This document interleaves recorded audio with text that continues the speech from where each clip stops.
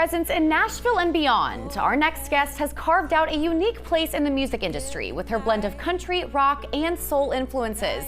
With over 100 appearances at the Grand Ole Opry, we are excited to have Maggie Rose join us on our Spotlight Music series. Maggie, we are so happy to have you. Thank you for joining us today.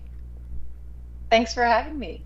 So you are a very versatile artist. You kind of pull from a lot of different genres. How did you develop that?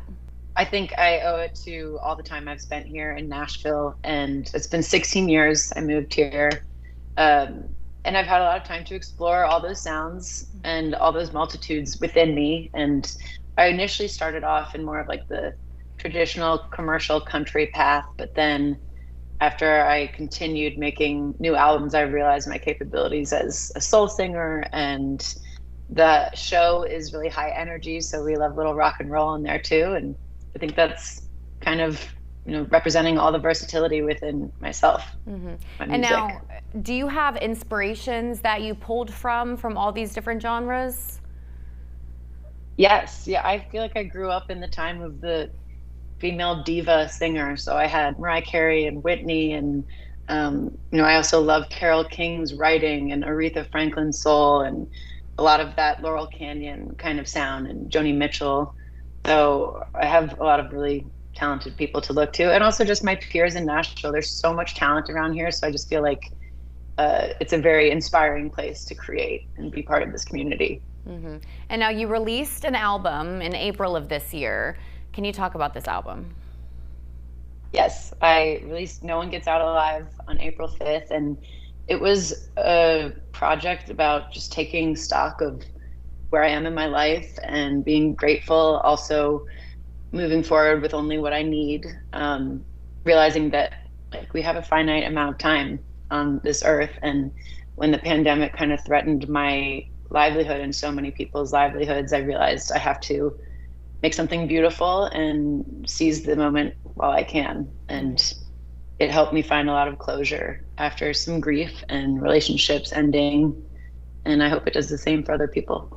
Yeah, it's definitely a shared human experience that resonates with a lot of us. And now your title track is No One Gets Out Alive, and we're actually going to hear that after the break. But can you talk about the message that song in particular conveys?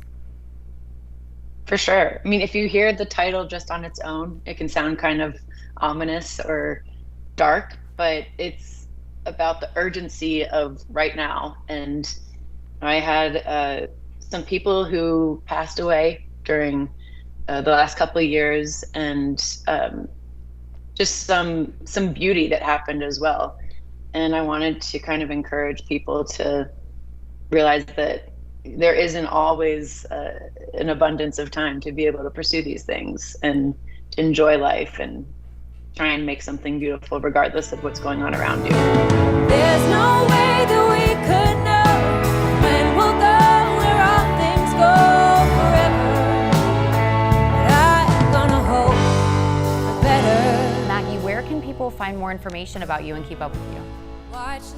You can go to maggierosemusic.com, where we've just announced all these new tour dates, and I'm super excited. We play over 100 shows a year, so we like to stay out on the road. And we will be back to Charleston, just not for any confirmed dates yet. Not for any confirmed dates. Come find us out there. Yeah, but I'm sure on your website. We can't stay away from Charleston. We love you guys. So. No, and I don't doubt it, girl. MaggieRoseMusic.com is where you can go to keep up with Maggie. I want to thank you so much for joining us, and make sure to stay tuned, because after the break, No One Gets Out Alive. We're going to hear it here.